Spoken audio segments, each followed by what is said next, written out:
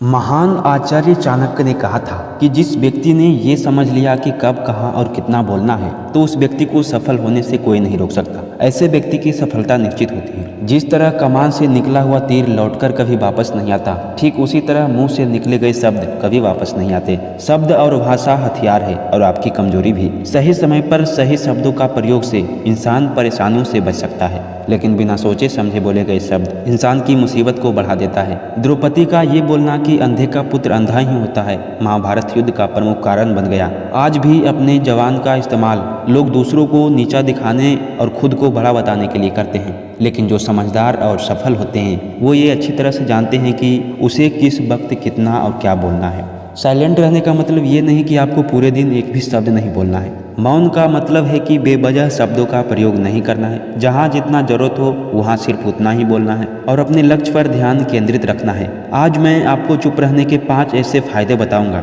जिसे जानने के बाद आप आज से ही नहीं बल्कि अभी से ही उतना ही बोलोगे जितनी आपको जरूरत होगी। पहला फायदा है कि साइलेंस लोगों का ध्यान खींचती है। महान आचार्य चाणक्य अपनी चाणक्य नीति में बताते हैं कि उन्होंने अपने हजारों शत्रुओं को अपनी खामोशी से परास्त किया था। वे खामोश रहकर अपने शत्रुओं को विचारों में उलझाए रखते थे और सही समय आने पर वह अपने दुश्मनों को ईंट का जवाब पत्थर से देते थे। साइलेंस यानी चुप्पी किस तरह लोगों के अटेंशन को ग्रैब करती है, ये बात आप इस उदाहरण से समझ सकते हैं कि क्लासरूम में टीचर जब किसी विषय पर बातचीत करते हैं तो सारे स्टूडेंट उसके बात को बिल्कुल ध्यानपूर्वक सुनता है, लेकिन जब अचानक टीचर बोलना बंद कर देता है तो सभी लोग आश्चर्य में पड़ जाते हैं। अरे क्या हो गया भाई? मैं जब स्कूल में था तब अक्सर ऐसा होता था और आपके साथ भी ऐसा हुआ होगा। ठीक यही फॉर्मूला हमारे दैनिक जीवन में भी लागू होता है। जब आप अपने काम से काम रखते हैं, दूसरों के मामले में दखल नहीं देते हो, जरूरत हो तभी बोलते हो, तो लोगों का ध्यान आपके ऊपर जाता है। और अगर आप कम बोलते हैं, जरूरत हो तभी बोलते हैं, तो लोग आपकी बातों का ज़्यादा महत्व देते हैं। लोग आपकी बातों को लोगों की तुलना में ज़्यादा प्रेफरेंस देते हैं, ज़्यादा याद रखेंगे जो लोग बिना जरूरत के बकबक करते रहते हैं। दूसरा फायदा है कि साइलेंस बातचीत में मदद करता है। शांत रहना मोल भाव यानी निगोटिएट करते वक्त आपकी बहुत ज़्यादा हेल्प कर सकता है। बातचीत के दौरान जब आप अचानक चुप हो जाते हैं और सामने वाले इंसान को जवाब नहीं देते हैं तो ये खामोशी उस इंसान को ये सोचने पर मजबूर कर देती है कि आखिर आप सोच क्या रहे हैं। तो फिर इस चीज़ को आपको फ़ायदा उठाना है। सामने वालों को ये सोचने दें कि आप क्या सोच रहे हैं। मान लो आप कोई डील फाइनल कर रहे हैं, ये सामने वाले पार्टी को जल्दी से येस या फिर नो कहकर जवाब मत दीजिए। कुछ सेकेंड का पॉज लो। आपकी ये चुप्पी सामने वाले इंसान को परेशान करेगी और वो सामने वाला इंसान बोलकर आपकी इस खामोशी को भरना चाहेगा। उसको सारी बातें बोलने दो जिससे आपको बातचीत आगे बढ़ाने में मदद मिलेगी और आपका साइड बातचीत के दौरान ज़्यादा भारी रहेगा।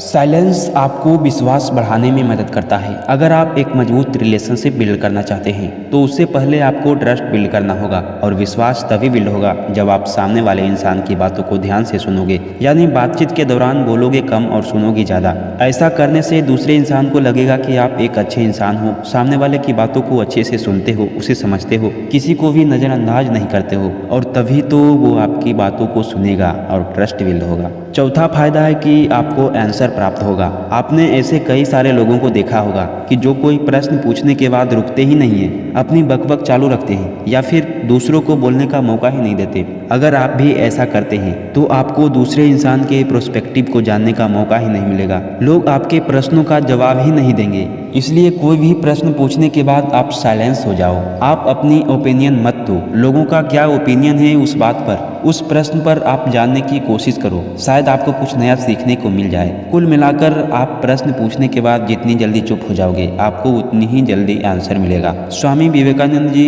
जो अपनी बुद्धिमत्ता और अस्तित्व के कारण पूरी दुनिया में जाने जाते हैं, उसमें भी ये क्वालिटी देखने को मिली है। वे भी अपने गुरु रामकृष्ण जी से जब भी कोई प्रश्न पूछते थे तो अपना ओपिनियन बाद में देते थे, लेकिन पहले प्रश्न पूछने के तुरंत बाद चुप हो जाते थे ताकि उसके गुरुदेव की क्या राय है उस प्रश्न को लेकर, उस बात को लेकर ये जान सके। पांचवा फायदा है कि नम्र शक्ति, मतलब साइलेंस एक सॉफ्ट पावर है। मतलब ये कि एक ऐसी पावर जिसकी मदद से आप सामने वाले से बिना लड़े हरा सकते हैं। इसका सबसे बेहतरीन उदाहरण है महात्मा गांधी जी, जो कि सत्य और अहिंसा के मार्ग पर चले थे और बिना लड़े लड़े उन्होंने अंग्रेजों को धूल चटाई थी। गांधी बाबा जानते थे कि अगर हमने अंग्रेजों से लड़ाई की तो हम उससे कभी नहीं जीत पाएंगे। उन्होंने सॉफ्ट पावर का इस्तेमाल किया और अंग्रेजों को हराया। कई बार लड़ने झगड़ने से प्रॉब्लम सॉल्व नहीं होती, चुप रहने से और शांत हो जाने से प्रॉब्लम सॉल्व हो जाती है। तो दोस्तों, इन सब बातों से आप ये समझ चुके होंगे कि साइलेंस में बहुत ज्यादा पावर है। साइलेंस के पावर को कम नहीं समझना चाहिए। साइलेंस आपको बहुत सारी मुसीबतों से बचा सकती है। और अगर आप भी इस बताई गई